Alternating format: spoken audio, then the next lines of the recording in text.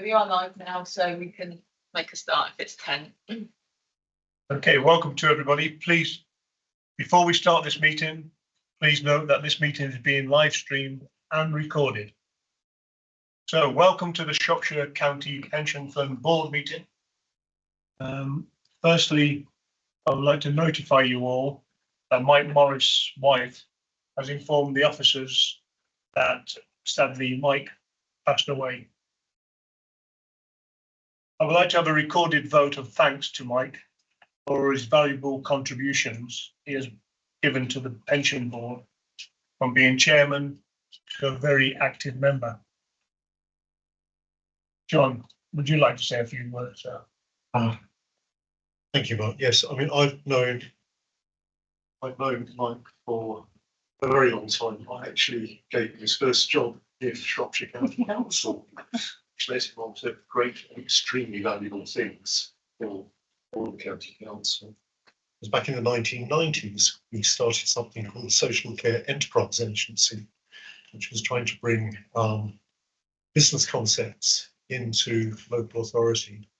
And we wanted a number of things. One of the most notable ones, starting home care cooperatives, which ran on for a few years, but we certainly established a very thriving independent sector in Shrewsbury, which was something we were proud of.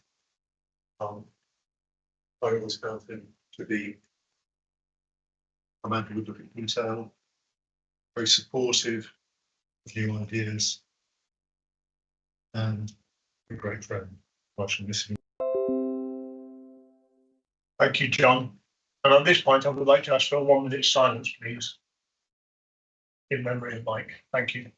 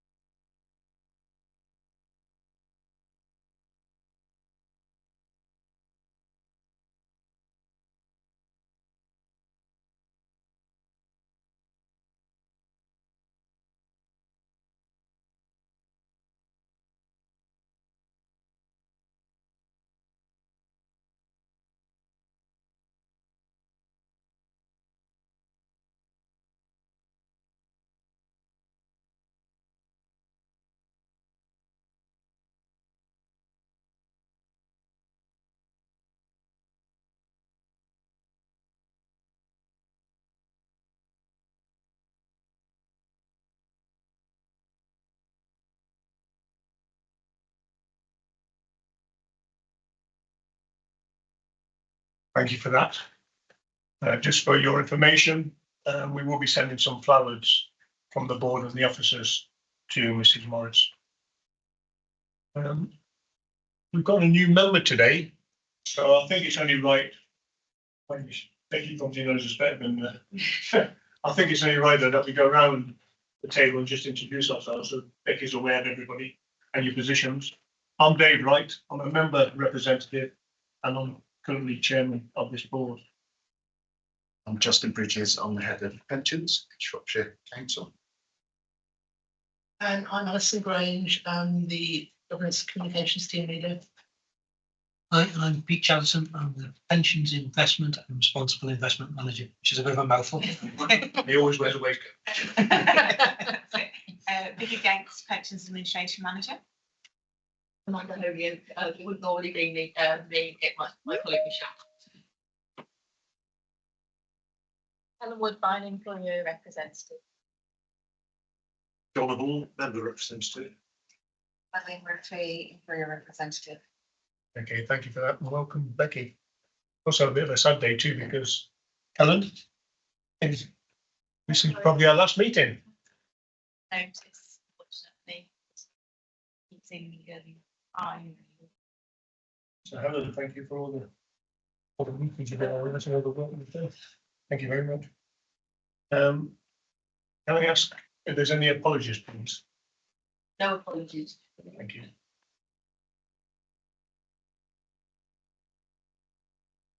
With that, we go on to item number 2, which is the declaration of conflicts of interest.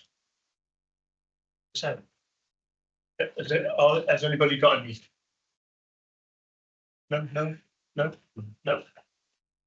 Thank you. Item 3, the minutes of the previous meeting, which seems 100 years ago. The minutes of the meeting held on the 13th of October 2023. We cancelled the January meeting just due to the fact that we wasn't called. Can I confirm, please, from the members that you've all received those minutes? Confirmed. Can we confirm that they are a true record of the meeting?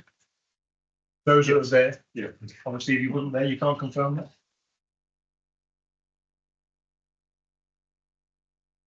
Are there any matters arising from those minutes which we want to bring up now, which are not covered by the rest of the meeting? Matters arising? No? No. Thank you. Public question time to receive the questions from the public. I'll look at Peter. Any questions, Peter? Thank you, Chair. Yes, we've got 3 questions. The first question is from a Mr. Michael Cripps. And his question is, as a pension fund member, I am shocked that the fund has not held an annual meeting for over 4 years. Pensions Board call on the Pensions Committee to reinstate this element of accountability and democracy by arranging an annual meeting at the earliest possible date. Thank you, Peter. Just in the reply, please. Yeah, responses, Chair. The fund's approach to delivering the content of the AGM in new ways was discussed at the Pensions Committee meeting on the 23rd of June 2023, a recording of which is available on the Council's website so it can be listened back to. Further details were also included in the Pensions Administration Report, which was agenda item 9 at the same meeting and is also available on the website. Scheme members can contact the pensions team throughout the year through a number of different communication channels to discuss any issues. Face-to-face meetings are also available. All key fund information is publicly available on the fund's website, and the fund sends out newsletters and bulletins with regular scheme updates, holds webinars, online meetings and employer meetings. At its last meeting, the Pension Board considered and agreed with the decision of the Pension Committee to not hold a public AGM, but to deliver its content in a different way. Peter, question 2. Second question was a question from Miss Joanna Blackman. She said, Carbon Tracker's recent report, Loading Advance Against Pension Funds, reveals that many pension funds, including Shropshire, use investment models that rely on economists' flawed estimates of damages and climate change to predict a global warming of 2 degrees to 4.3 degrees and have only a minimal impact on oceans. The report makes it clear that these flawed economic models cannot be reconciled with the warnings from climate scientists that global heating on this scale would be an existential threat to human civilization. Therefore, will the board urgently call upon the Pensions Committee to follow Carbon Tracker's advice and look at the compelling evidence in this climate science literature and implement investment strategies which are based on rapid wind down of fossil fuel system and a no regrets precautionary approach.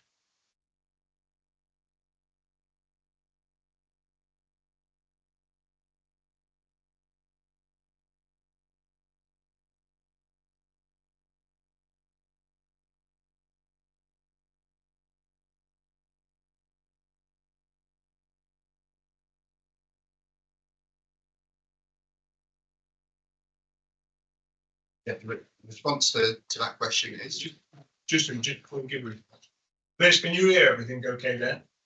Yes, thank you. Justin, would you give your response to question 2, please? the response is the data quoted in the Carbon Tracker report is taken from the fund's 2020 TCFD report and reflects the predictions made in the Mercer climate change analysis at that time. The fund have issued 2 further TCFD reports since this time. The analysis in our pension fund's 3rd climate-related disclosure report, published in November 2022, was based on an updated model that Mercer's developed in partnership with Ortec Finance and Cambridge Econometrics. This most recent climate scenario analysis, which utilised the analysis by Mercer, reaffirmed our belief that the fund's investments and other investments in general will perform better in a successful 1.5 degree scenario compared to a failed transition scenario. Stewardship, as opposed to divestment, remains a preferred tool to advocate for a change with our investee companies. Failure to steward these investments may result in such companies continuing to pollute, leading to the world failing to transition. We acknowledge the climate scenario analysis remains a developing field which uses assumptions about inherently unpredictable matters over long time horizons. We view the outputs from the analysis as directional information on the sensitivity of the fund's portfolio to different climate scenarios to be considered in tandem with all other factors which have the potential to impact on investment returns. We welcome the continued development of climate scenario analysis to support pension funds management risks associated with climate change, and we are engaging on a suitable partner when undertaking further climate modelling as part of the 2024 report. The board are comfortable that the committee is aware of the potentially devastating impacts of climate change and the need for the global economy to accelerate its transition to a low carbon energy solutions. However, we do not consider that divesting from fossil fuels will accelerate this transition. It is important that companies are owned by responsible investors that demand long-term thinking from corporate management and credible transition plans. It is also important that the demand for fossil fuels within the economy reduces and is replaced by demand for renewable energy. Focusing only on the supply of fossil fuels does not address this challenge. Thank you. Peter, could you read question 3, please? Thank you, Chair. And final question is a question from Mr. Dugald Purse. His question was, as a member of the pension fund, I'm deeply concerned that the fund still has investments in fossil fuels. It is now 2 years since the pensions committee voted against the council's motion calling on the fund to divest from fossil fuels. Over this period, proposed plausible climate scenarios prepared by LTPS Central have been shown at best to be questionable misuse of statistics covering 1.5 degrees and 1.6 degree scenarios, then leaping 2.7 degrees to a 4.3 degree scenario, thus screening and avoiding the irreversible and disastrous implications of 2.5 to 3 degrees of climate change. In the last 2 years, there have been many new alarming scientific reports, including findings that the Earth is already dangerously close to many tipping points. At the same time, we have witnessed accelerating climate impacts around the world, including devastating floods in Pakistan, apocalyptic wildfires in Canada, Greece and Hawaii, heat waves reaching 40 to 50 degrees, prolonged droughts, crop failures and accelerated ocean warming. Will the board call on the Pensions Committee to urgently reconsider its decision in the light of this accelerating emergency? The answer, please. The response is Shropshire County Pension Fund recognises the need for an orderly decarbonisation of the real economy and the investment risks associated with the strand of economic assets brought about by the transition to a low carbon economy. However, we do not consider that excluding fossil fuels from our investable universe is the appropriate response to these risks. Responsible corporate ownership is essential during this time of transition, and we do not consider that our divestment from high-emitting industries will serve to accelerate this transition. Divestment by long-term responsible investors from high-emitting sectors will result in a larger proportion of shares being owned by investors less concerned about ESG issues, including climate change. We do not consider that this will contribute to more responsible corporate behaviour or increase the trajectory of decarbonisation. Climate scenario analysis is an evolving discipline, and both the Pension Committee and Board are aware of the limitations.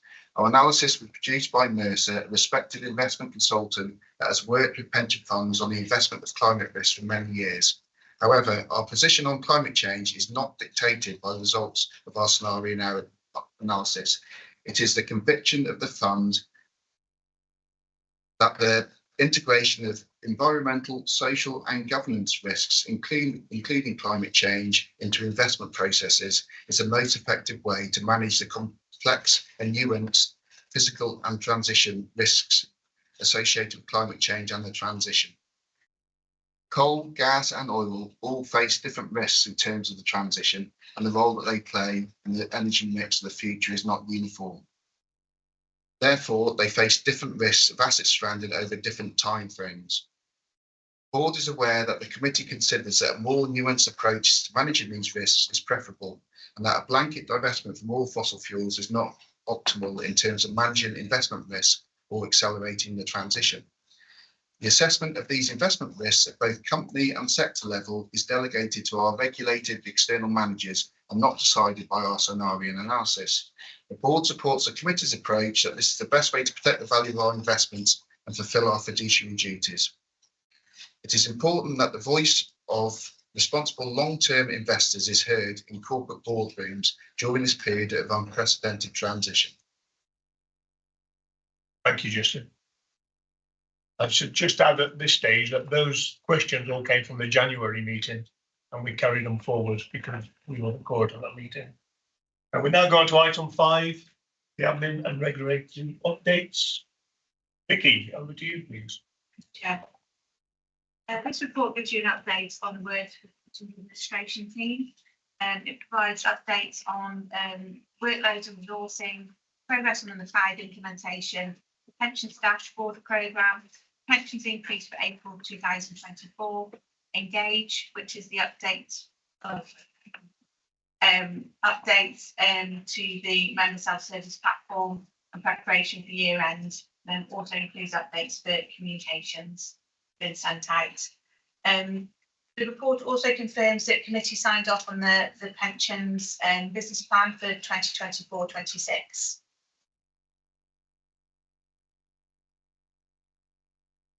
So things just to draw your attention to, obviously, performance of the team. As you know, I recently joined the team in December, replacing Debbie Sharp.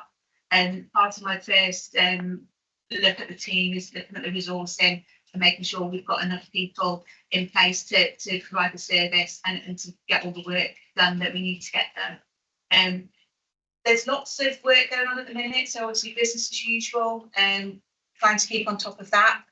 We have seen an increase in people wanting to get their pensions brought into payment. And we've also had a bit of a turnover of staff as well. So we've got lots of new people coming into the team and lots of training going on. So what you find now is you normally take 2 steps backwards before you start taking any steps forward in actually getting through the work that we've got on. We're also dealing with the cloud at the minute. So that is impacting on our work. There are more checks to be done on members' benefits for those that are in scope. So the team are tackling that for the cases that are going forward where that underpin will apply from the cloud. But on top of that, we also have the checks to be done on retrospective cases. So we need to look at planning that work in later in the year. Pensions dashboards. This is where every person that has a pension will be able to log into a dashboard and will be able to see all of their pensions in one place. We need to make sure that we can connect to that service. And so we're just starting the work looking at that connection. So how the dashboard will connect to our information so that members can see that they have a pension held with Shropshire. So that work is just ongoing at the minute. The other elements to the dashboard work that we need to do is making sure that our data is good. Because if we have good, clean data, it means that members will be able to log onto that dashboard and find their pension with us straight away. If the data doesn't match 100%, it could lead to a partial match where they then have to come to us to say, do I have a benefit with you or not? And that will increase the workload for the team. We don't have a date yet for when dashboards will go live for members. And this is when all pension schemes will need to have been connected. They're not going to do it as a phased approach where you'll just see certain pension schemes. It will be once all pension schemes are connected. And so it's really hard to anticipate how much work that is going to drive into the team once that goes live. This is a government campaign, much like auto enrolment. So depending on how they kind of advertise this to members, it's hard at the minute to kind of judge how much extra work is going to come into the team once this goes live. But we're trying to gauge, well, who are the members that aren't in touch with us at the minute about their pension? We've got member self-service, so we've got 50% of members using that. So we would say, well, they're already engaged with pension, so they should know where their pension is held with Shropshire. But we've got 50% that aren't engaged with MSS. and we've got lots of deferred members that have moved away and have perhaps not kept in touch with us, so may not remember that they have a benefit held with Shropshire. So those are the groups that we're looking at, are potential people coming in back to us once they've logged onto dashboards and want to find out about pensions. So there's lots of consideration about the work that needs to go on for dashboards once it goes live. But the two things that we're focusing on at the minute is the connection to the dashboard and then any work that we need to do for data quality. So those are the two things that we're working on at the minute. The pensions regulator new general code went live. It actually went live on the 28th of March. And so there's a bit of work to do on making sure that we are in line with what those recommendations are for the fund for governance, making sure we've got everything in place that they suggest. The general code actually replaces lots of codes that we had a specific code for public sector, which was code 14, but this code covers all pension schemes. So some of the elements of this code don't refer to public sector, but we have got a checklist that we need to work against to kind of see where our gap analysis is for things that are missing, and then we can plan that work to put those things in place. We're hoping to get that work done obviously throughout the summer, considering what we've got. Because we were already following code 14, we think the majority of things are there. It might just needs some expansion on some of the elements, but there are some also best practice suggestions in there that we can look at as well. We're also mindful that good governance is going to be coming out shortly from Scheme Advisory Board, and there will be some crossover on governance arrangements. So rather than try and duplicate work where we know there's some crossover, we're just going to wait for that to come through and then hopefully tie the two things in together. We're doing, as part of the code, there is some attention drawn to cybersecurity. The TPR actually published some information about a cybersecurity policy back in December, and we've been working alongside Mercer to put a policy together for cybersecurity for the fund, so that we're not just reliant on the council's arrangements for cybersecurity. We are separate, so we do have to have our own, and we're just in the final processes of finalising that draft, and just liaising with our own IT team to make sure that we've got information in there that provides us with the cover that we need for cyber. We will be doing a training session. So in the last committee, we did a session on the TPR code and cyber. And for our own team, for our own officers, we've got a day booked in on the 15th of May, where we'll also be covering the code. We'll also be covering cyber security, and just drawing attention to the team about their responsibilities for cyber, and then also for doing information on the business continuity plan, how the team responds if there's an incident. So we've got that booked in May. Communications wise, we've just implemented a new telephony system for the help desk. This will help us record and monitor calls more easily. You'll be able to see volume of calls coming into the help desk and report on that, giving you a bit more information about the types of things that we're dealing with. Just to draw your attention to that, it only tells you about calls that come in onto the help desk. We have two other teams that deal with calls as well, and it's not recording that information for those two teams. So the operations team, who deal predominantly with calculation of benefits for members, deal with calls once they've got a particular case. So they deal with the individuals once they've sent information out to them. And then we've got the systems and support team that deal with our employers predominantly. So information coming in from employers and dealing with any queries around that. So it just as sort of clarification, it is telling you about calls coming into the team, but it's not the full picture. It's just telling you about help desk, which is the more general calls that come in. On top of that, we have developed a bot where members can go in and ask questions. So like these virtual assistants where you can ask a question, and if it can recognise what you're trying to ask, it will try and answer those questions for you. It's actually working quite successfully. We've answered 1,539 queries via the bot, and we believe that 65% of the questions that have been asked are being answered via that. So that's an increase from 43%. That work on the bot continues to develop as we look at questions coming in and how we can kind of tailor those responses to those questions. So we currently have a member self-service facility called My Pensions Online, and this is when members can go in and look at their pension benefits and run estimates for themselves. The facility is being upgraded at the end of the year to a new platform called Engage, and it is more user-friendly for members, and it is better at kind of giving information about retirement planning.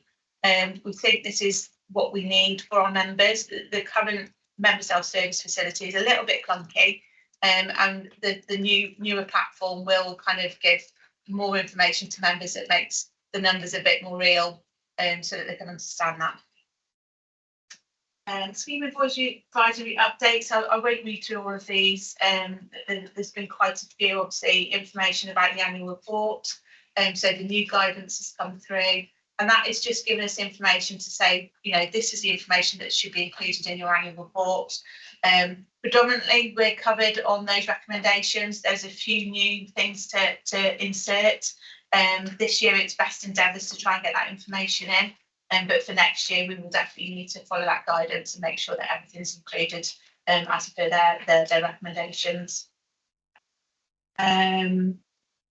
There's information about the gender pensions gap as well. There's a working group that was set up by LGA.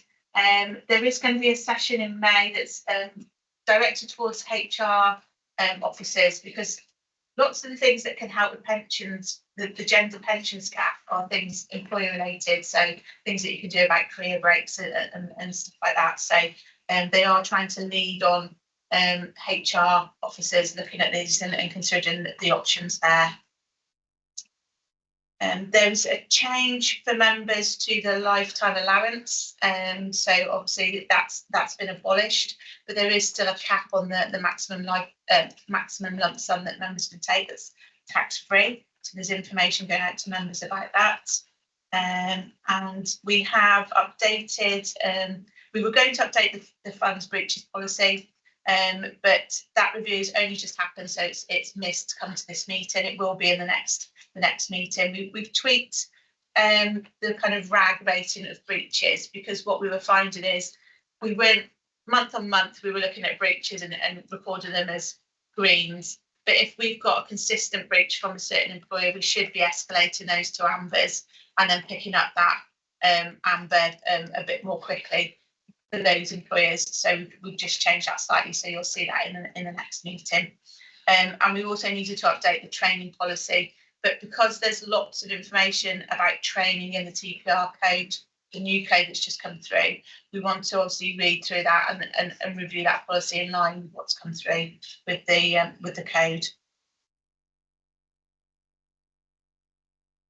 I think that's it for me from the admin report. That's all I wanted to draw your attention to. So happy to take any questions. Okay, thank you for that.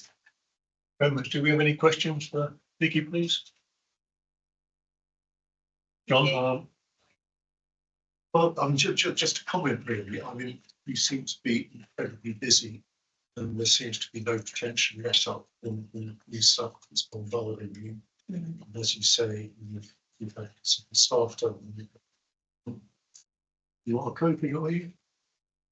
I think at the minute, the team are doing really well with just coping with the work that's coming in, but there are pressures. We have got high workload across the operations team. We are fully staffed on the help desk team now, which is really good.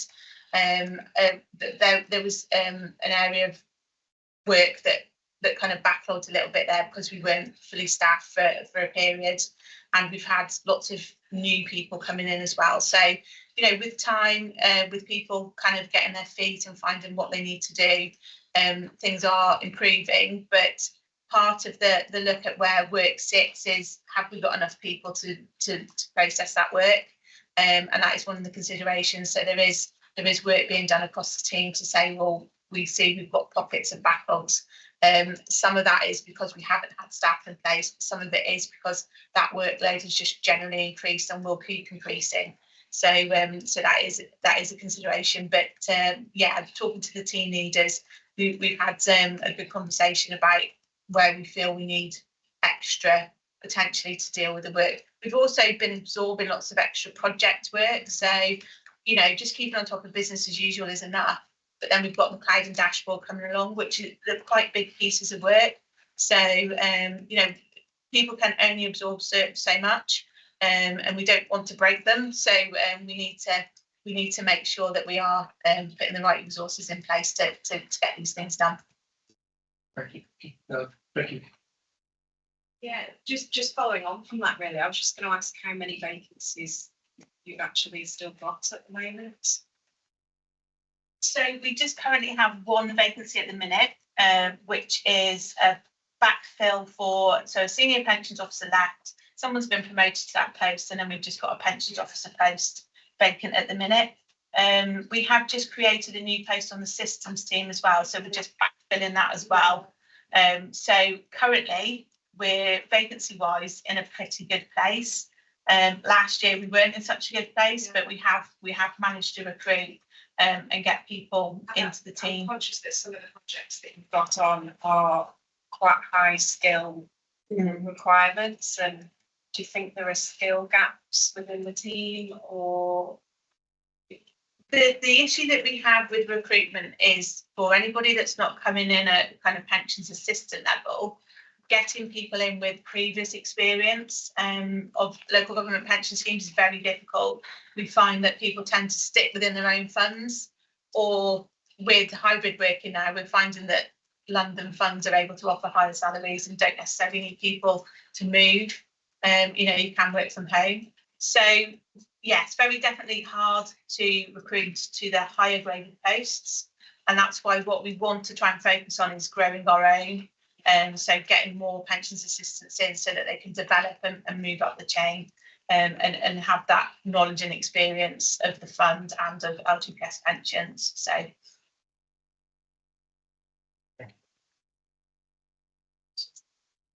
Yep. Yeah, just one brief question. In terms of the nurses' year-end disclosures for employers, are they on track to meet the 7th of May deadline? And that one's great. Yes, the latest advice we've had from nurses is we're expecting the final figures from the Northern Trust beginning of May, which will give them enough time to get those figures out by the 7th of May deadline. That was, like I say, I think Ed had that update from them yesterday, I think it was. Yeah, fingers crossed. Just the fingers were crossed there. Yeah, it's reliant on a couple of external parties, so it's not entirely under our control. Yeah, I appreciate it.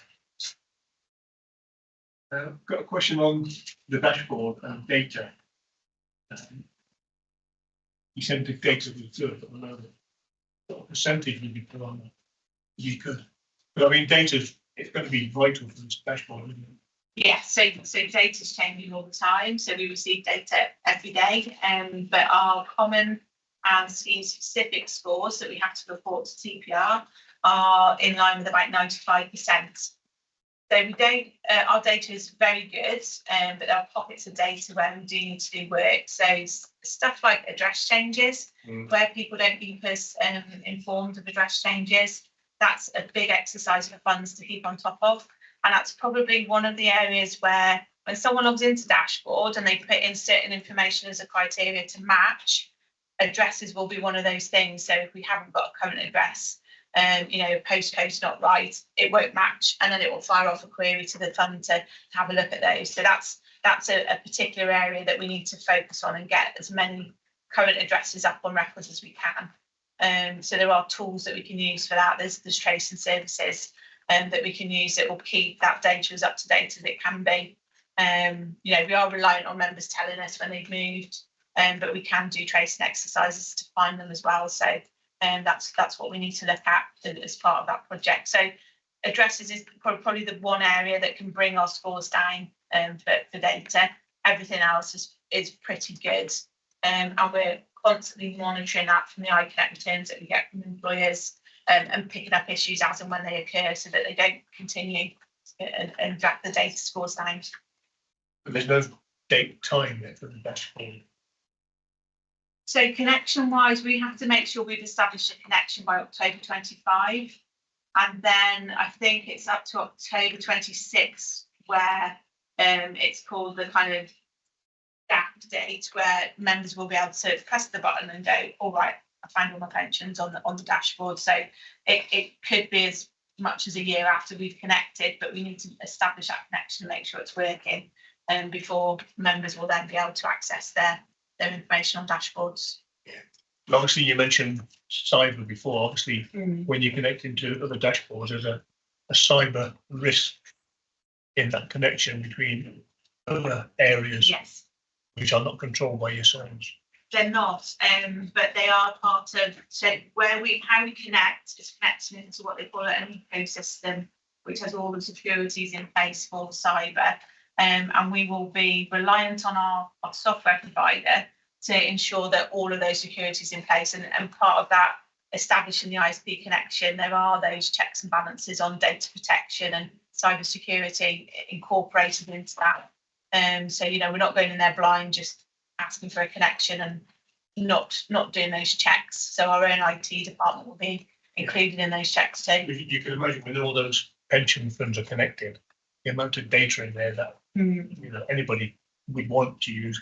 Very, very valuable, of course. So how it will work is when someone contacts the dashboard, it kind of doesn't connect directly to our database. Its ecosystem's kind of a safe environment. So if someone connects to the dashboard, as I understand it, and I'm not brilliant with the IT, but this ecosystem will send a message to our system, but doesn't connect that person directly into it. So there is that's this ecosystem is kind of the gatekeeper for stopping people being able to then access information that they shouldn't. Yeah, hopefully the pen testing will pick up those people who can get through the ecosystem to come straight into your system. Yeah, there's doing pen testing. Lots of work going on there. Okay, no more questions. Liz. Oh, Liz, see your hand. Yeah, thank you. I guess a broader question is, are we aware in terms of other LGPS funds or other public pension funds in terms of cyber attacks and what experience that others have seen? Or do we not hear? We do get information through for cyber attacks that are obviously prevalent. So Capita was the main one that's happened more recently, and there's information that's been passed to kind of look at what happened there and lessons learned. There are even the pensions ombudsman has been subject to a cyber attack, and that was reported to us at the pension governance conference in January. So yeah, we're always aware, looking out for stories where public sector are being attacked and seeing what's going on, but we're also getting information from our own internal ICT about what the council are experiencing and, people trying to get into our systems. So there are regular updates from our own internal IT team about that as well. Thank you. Any more questions from members? Vicky, thank you. Sorry, I'm going to talk about the report. Yeah, can do. Yeah. Can you put your mic on, John? Oh, sorry. Yeah, I mean, it's an impressive document. Thank you very much indeed to all involved. Just one tiny point on page 22 of the document, page 21 of the report. I looked at it and I just thought there was one column that I would like to have seen, which was the budget for 22-23. So we've got the outcome. Yeah. But I would be interested to know what the budget was as well. Because we can see future year budgets, it's increasing, which is comfort. But did we over or understand 22-23? Okay. So I'm sorry, Is that on the business plan or the annual report? Sorry. That's the only report. The annual report. Is that the business? Yeah, it's business. The business plan. Yes, sorry, yes. It's 821 of the business plan. 22. Apologies. No worries, that's fine. yes, if I'd take that one away and get back to you if that's okay. Thanks, John. Keith, thank you very much. We now go on item 6, which is the update from the pension board chairs meeting. With discussion with Justin, we decided instead of doing a verbal report, which is what it says in your agenda, we sent out the notes from the meeting itself, and they're very comprehensive, very good from Ivy. Are there any questions on that? Justin, I'll answer them for you. Do you have any questions on the chairman's meeting? Thank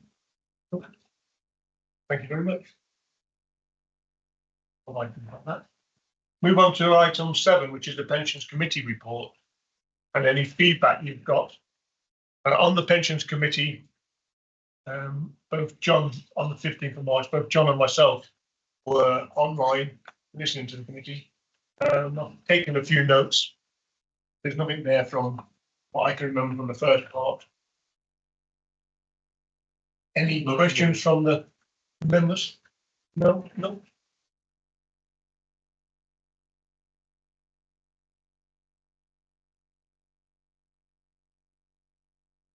Yes. What's your name? Part of my people.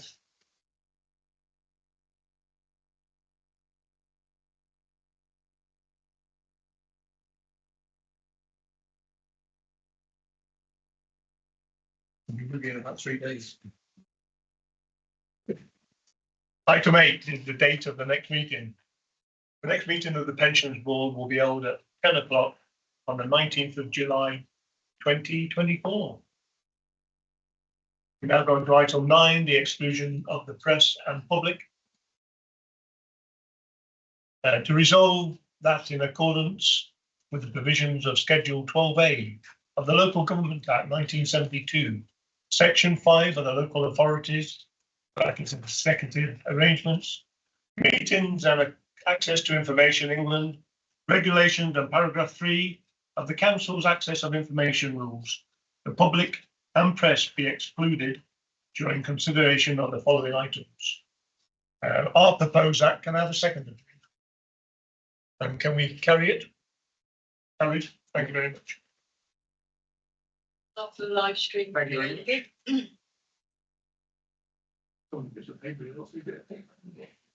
much.